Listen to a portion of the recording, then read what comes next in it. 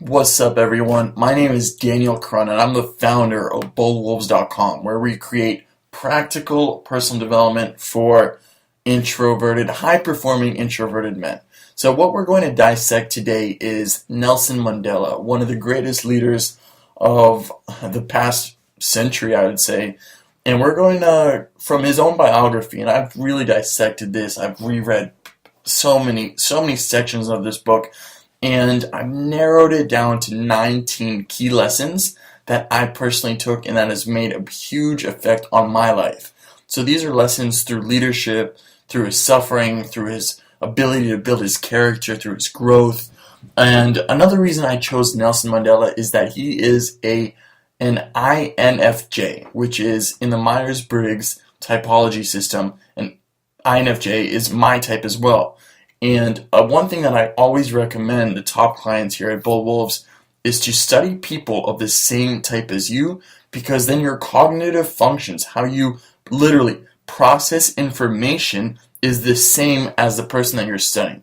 So their experiences, even though it's different from a socioeconomic standpoint or through the area that they lived up, like, of course, I'm not similar to Nelson. I didn't grow up in South Africa.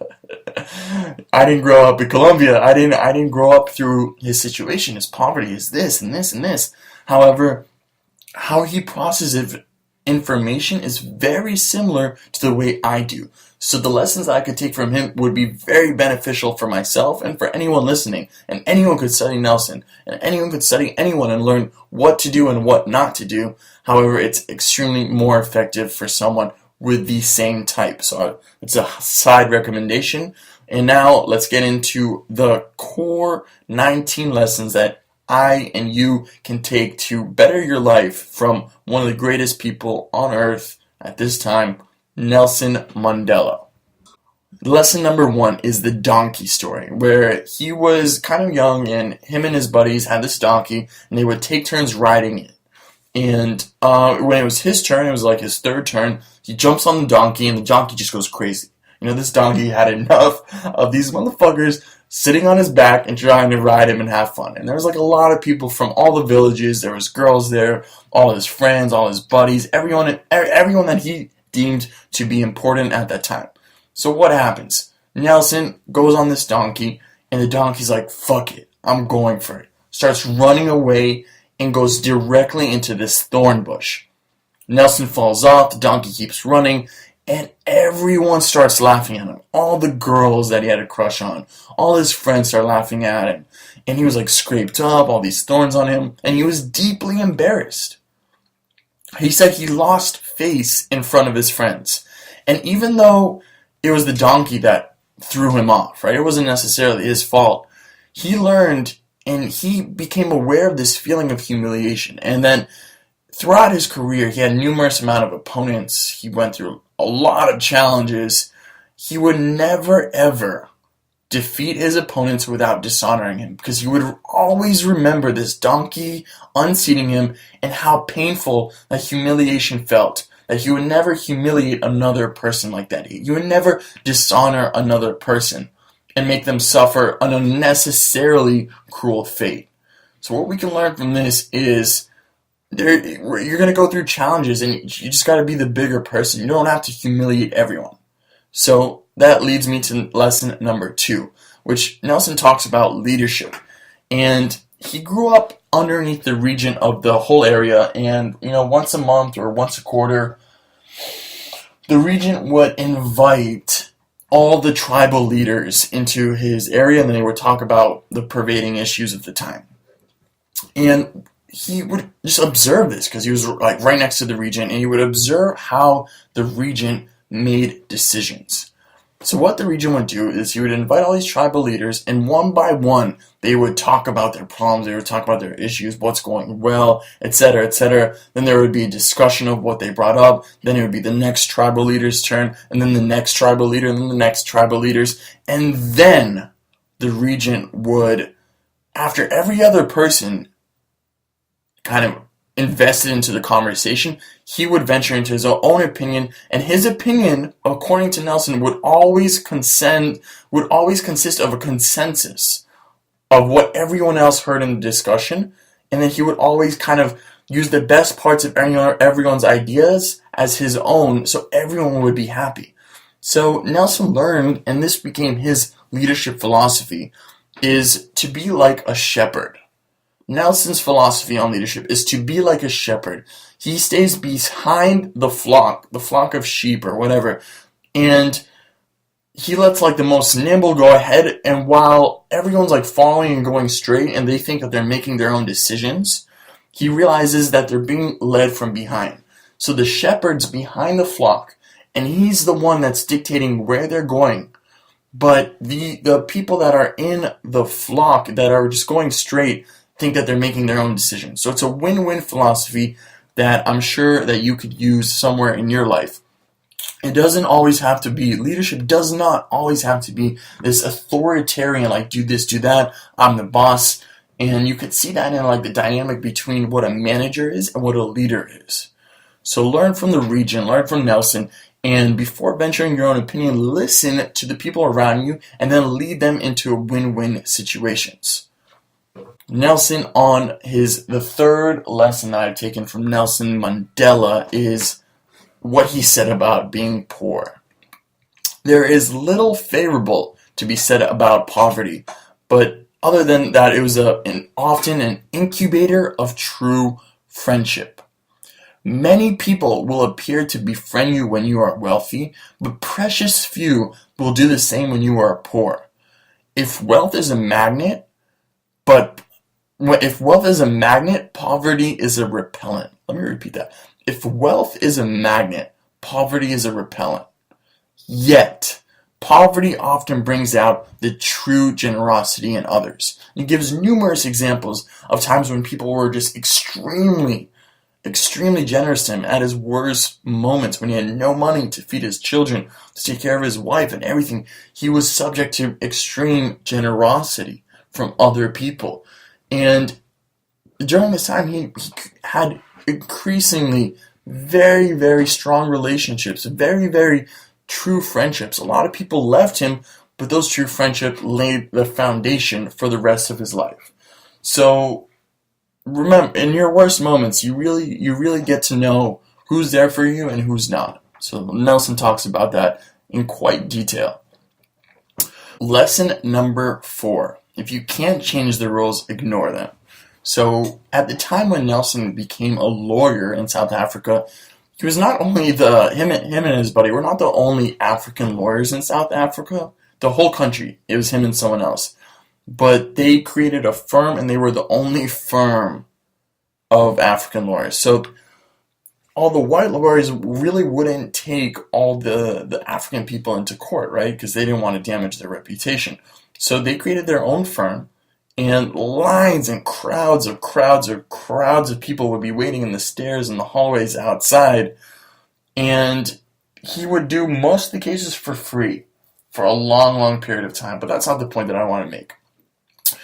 Something super interesting that I immediately picked up when I was reading this is that as an attorney, you would think that since he's the only black attorney in court, he would just kind of conform to the role, the societal pressure, the social psychology, the role that he's meant to play as this kind of lawyer in another man's world, pretty much, with all the racism, all the prevalent racism. So he would do the opposite. He'd be rather flamboyant in court. He didn't act like he was a black man in a white man's court. But if everyone else, white or black, was a guest in his court, everyone was a guest in his court. When trying a case, he often made sweeping gestures and used extreme language and still balanced that with the kind of the punctuality and obeyance of the laws. So he didn't conform to what society's like, you have to be this way, right? Society's like, this is the role that you have to play. Okay, he became a lawyer that wasn't allowed to be a lawyer. He had to go through so much. And you would think he'd be grateful for that, but no. He goes above and beyond and just pretended like everyone else was a guest in his court. And he ended up winning a lot of his cases. So remember, it's always how your frame of mind is. You could see things as what most people would have seen in his position, where it's like, shit, I'm a black man in a white man's court, and everyone else is around me, and they want me to lose this case and everything. But no, he's like, everyone wants me to win. Everyone wants me to do well. Everyone else is a guest in my court. Just like when you talk to random people, you could assume friendship. You could assume positive emotions. You could be like, oh, every person I talk to, I assume they're going to enjoy talking to me. Or you could come in with the opposite mindset. But it all comes down to your choice. So make the choice to assume what you would find as useful rather than true. And in this case, useful was very, very successful for Nelson Mandela. So lesson number 5 is that his quote says, education is the great engine of personal development. Education is the great engine of personal development. And he said it is through education that a daughter of a peasant can become a doctor, that the son of a mine worker can become the head of the mine, that a child of farm workers can become the president of a great nation. It is what we make out of what we have, not what we are given, that separates one person from another. So it's not what we are born with. And this is a theme that is recurring in a lot of spiritual texts and Stoicism. And the more you study it is what we make out of what we have, not what we are given. It is what we make out of what we have, not what we are given, that separates one person from another. There's one thing you get from this video dictating Nelson Mandela. Just remember this key facet. It is what you make out of things. It's not what you were given. If you're given a handicap, you can still make the most out of it. This is the growth mindset, the cornerstone of any true change in your life. Lesson number 6 is Nelson's experience in isolation and the need for human company. So, for a few weeks, he was completely and utterly isolated. He did not see the face or hear the voice of another prisoner, and he was locked up for over 23 hours a day with no natural light, no sense of time, no wristwatch, nothing to read, nothing to write, no one to talk to. And what he says is the mind turns on itself. And he said nothing, in his whole experience of his life, nothing is more dehumanizing than the absence of human companionship. So, as introverts, it's easy to fall prey to this love of being by yourself and aloneness and everything, and it's extremely fundamental, and it's necessarily to make the most of our nature. However, nothing is more dehumanizing than the absence of human companionship.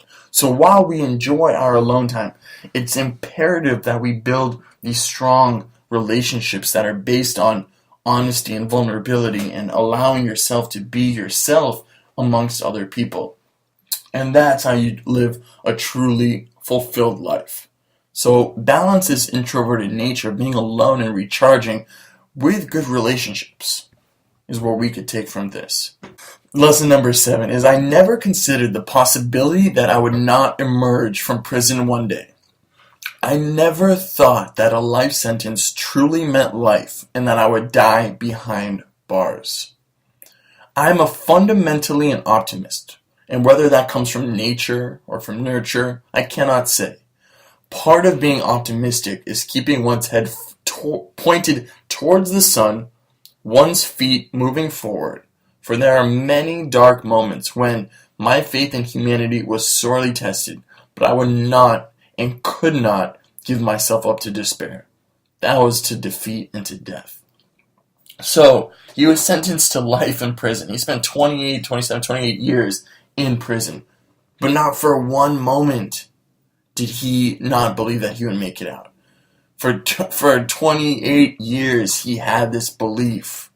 He had this mindset. He had this optimism to keep his head pointed towards the sun and to keep my feet moving forward. So no matter how bad it is for you or for me or for anyone listening, if Nelson could go 28 years of moving his feet forward and keeping his face to the sun, being optimistic, no matter how cruel and inhumane his conditions were, we can too. And that is what builds true character through the suffering balanced with this core mindset of just moving it forward and this raw optimism.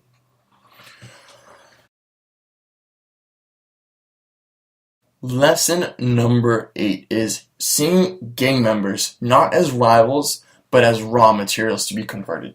So he was in the ANC, the African National Congress, and there was a lot of people that opposed what he was doing. A lot of people that opposed what he was doing. And every time there was like gang members or other groups or other nationalist groups, the communists, the Indian people, the anyone that opposed what he was doing, he didn't take it personally.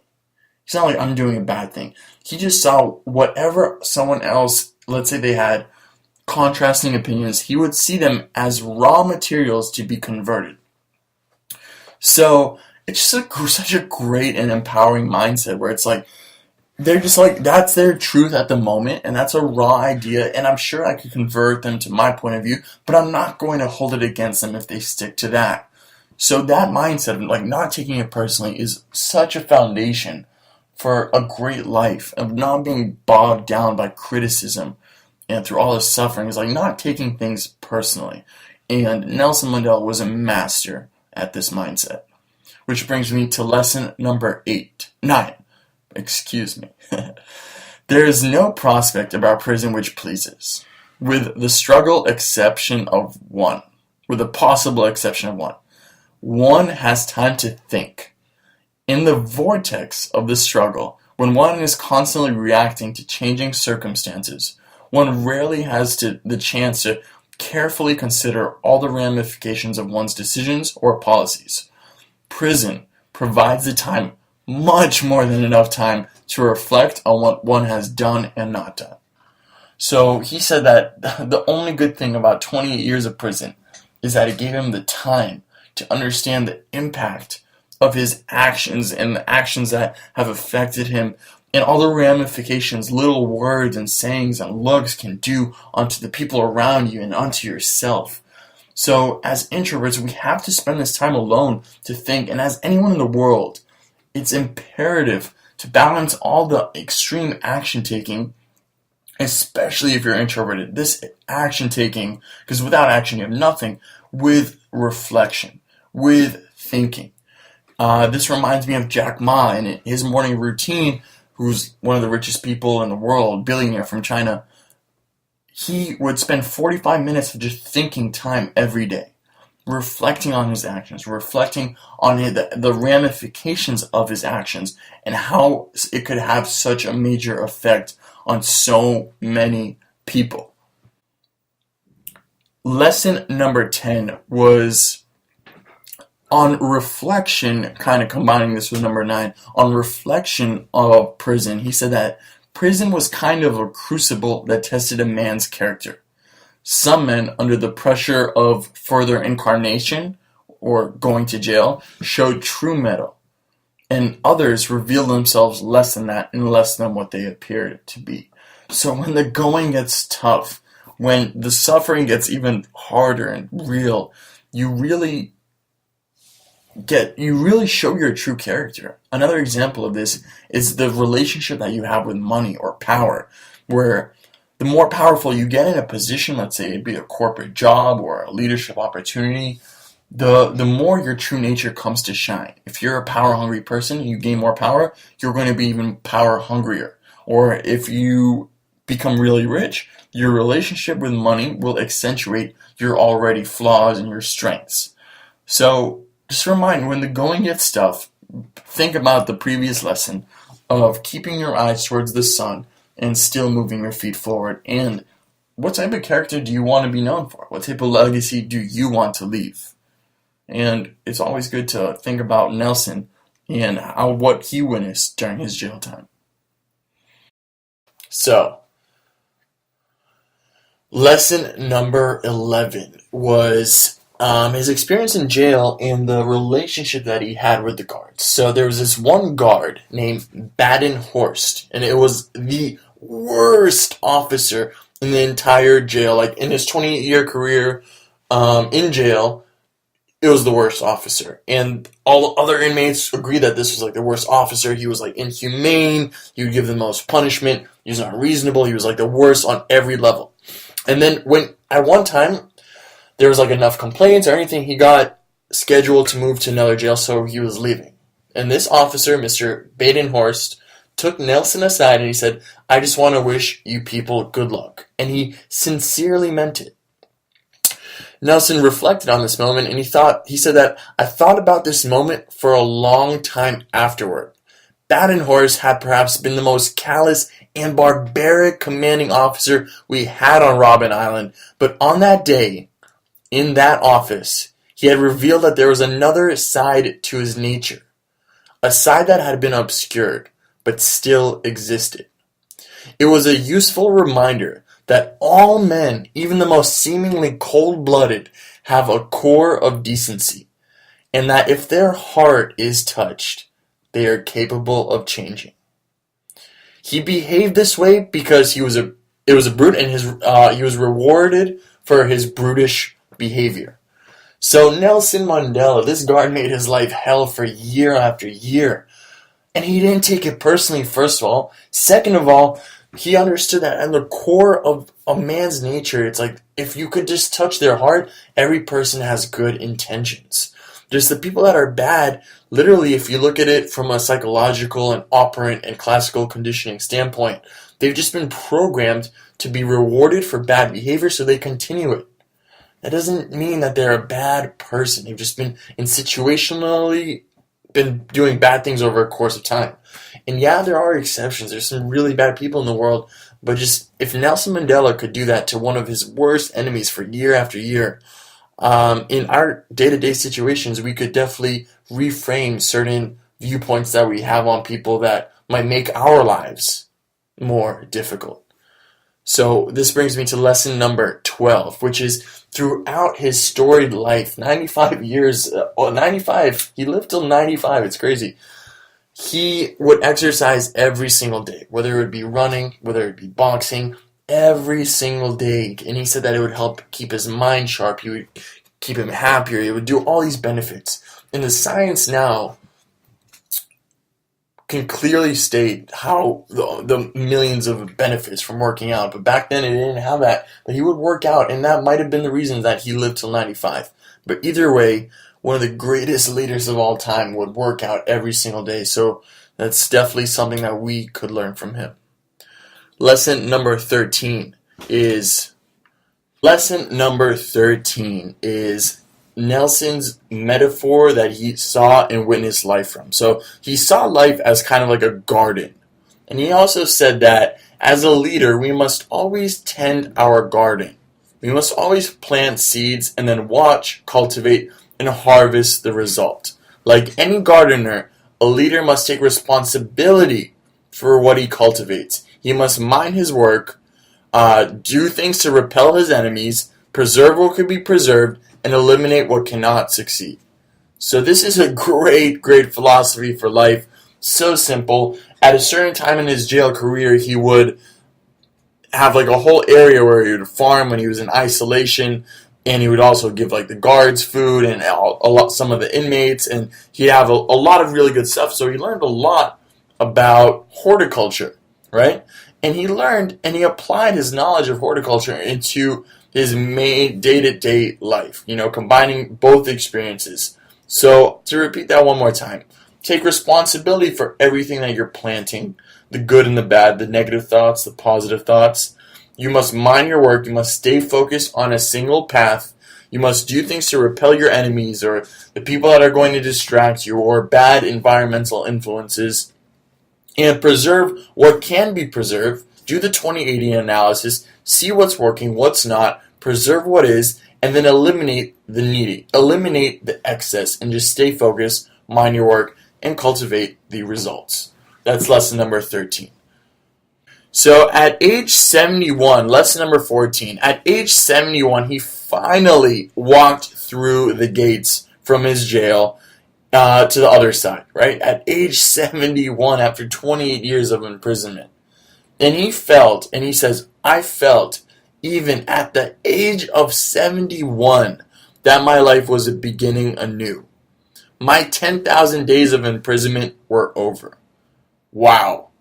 So, At 71 years old, he thought he was living a brand new life. So no matter how old you are, or no matter what you've gone through, it really depends on your perception, because someone that's been in jail for 28 years can easily fall into that, victim mindset. But if Nelson could do it, if Nelson at age 71 could see his whole life starting anew and live with such vibrant energy, so can any of us.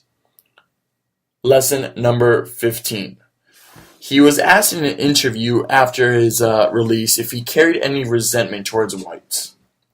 And he replied, none, only to the system. Again, he was not here to blame other people for his success or for his mistakes or for anything. He realized that people were a byproduct of the environment that they grew up in. He understood human nature to a very high level, and that allowed him to show and demonstrate the ultimate amount of strength, which is through forgiveness. Lesson number 16 is the t-shirt that he wore to Harlem when meeting Martin Luther King, W.E.B. Du Bois, and many other black leaders at the time during the movement in America. So this is Nelson comes out of jail, visits America, and this is the shirt that he wore. He wore a shirt that said, "Black by nature and proud by choice." And this is such a great mindset. This is such an empowering and useful mindset. This is such it's the opposite of victimhood, right? That means no matter what disabilities or weaknesses or strengths you were born with, your personality, your identification, your socioeconomic, your parents or whatever, that's by nature. But you have a choice to be proud, right? You have a choice to be proud to be introverted. You have a choice to be proud to be who you are. So black by nature, proud by choice. What can you be proud of in your own life? Which leads me to lesson number 17. So, lesson number 17 is a great one. And this is his thoughts on apartheid, on suffering. And the way he words it is so great. I don't even want to give a translation. I'm just going to read it exactly how he wrote it. So just stick with me. Nelson Mandela said on apartheid, "The policy of apartheid created a deep and lasting wound in my country and my people. All of us will spend many years, if not generations, recovering from that profound hurt. But the decades of oppression and brutality had another unintended effect, and that was that it produced the Oliver Tambos, the Walter Isulus, the Chief Luthulus, the Yusuf Dadus, and the extraordinary courage, wisdom, and generosity that their like may never be known again." And just a side note, these were the people that were just as popular as Nelson Mandela in South Africa. These are the people that really led the ANC, the African National Congress. These are the people that pretty much stopped apartheid. Extraordinary leaders. So these men of extraordinary courage, wisdom, and generosity that their like may never be known again. Perhaps it requires such depth of oppression to create such heights of character. My country is rich in the minerals and gems that lie beneath its soul, but I have always known that its greatest wealth is its people, finer and truer than the purest diamonds.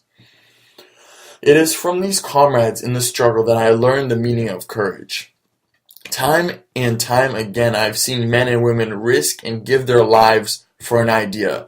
I've seen men strand up attacks and torture without breaking, showing strength and resiliency that defies the imagination.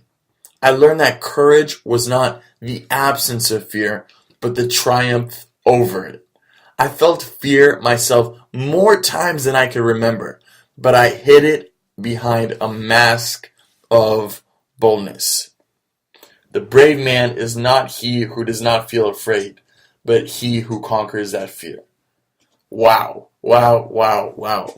I reread this page in the book for many, many days in a row, and it's just such a recurring theme in the work that we do here at Bold Wolves. And just developing this capacity and understanding this awareness of the fear, of this nervousness that rises up, this anxiousness that rises up. And we bring awareness to that. We shine the light of awareness over it.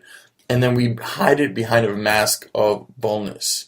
The brave man is not he who does not feel afraid, but he who conquers that fear. Lesson number 18 is man's goodness is a flame that can be hidden but never extinguished. So you've heard about the self-fulfilling prophecy, right? Where however you see the world is, how it's going to happen. If you think everyone's a good person, like a just world phenomenon type of thing, then a lot of people are going to be really good to you. And this little sentence really gives us a deep inside look into Nelson's brain, where she said that every man's goodness is a flame that can be hidden but never extinguished. So that's how we view the world. That's how you view people. And for someone to suffer the way he suffered and to still think that the worst people on earth are just people that their inner flame has been hidden is a truly empowering mindset. Lesson number 19 is how the duality of kind of oppression and the ones that are oppressed. So this is what Nelson says regarding kind of the flip coin of people, of really people, right? So he says that I knew as well as I knew anything that the oppressor must be liberated just as surely as the oppressed. A man who takes away another man's freedom is a prisoner of hatred. He is locked behind the bars of prejudice and narrow-mindedness. I am not truly free if I am taking away someone else's freedom, just as surely as I am not free when my freedom is taken away from me. The oppressed and the oppressor alike are robbed of their humanity. So you could apply this to a lot of different areas in your life. So when you're talking to someone and let's say you call them a bad name, you're also inflicting and you're also becoming a prisoner of hatred yourself. Because you're literally stabbing yourself, because the words that you're projecting outwards are actually came from within, right? So it came from within and then you're telling it to someone else. So they don't have to accept your words, and therefore you're pretty much hurting yourself. Like Nelson said, the oppressed and the oppressor alike are robbed of their humanity. So these are the 19 lessons that I've gathered from Nelson Mandela, one of the greatest leaders of all time. His impact will be felt through many, many generations. So if you enjoyed this, take whatever of these 19 lessons, apply it to your life, be inspired, take some action, build some character, inspire the people around you, your environment, and everything. Leave a comment with your favorite wisdom nugget. And if you're interested in some more in-depth analysis using your own nature, your own personality type, and your own introverted identity, right? Then please reach out. We'll put an email in the description if you'd like to set up like a diagnostic coaching session. Perfect. See you soon.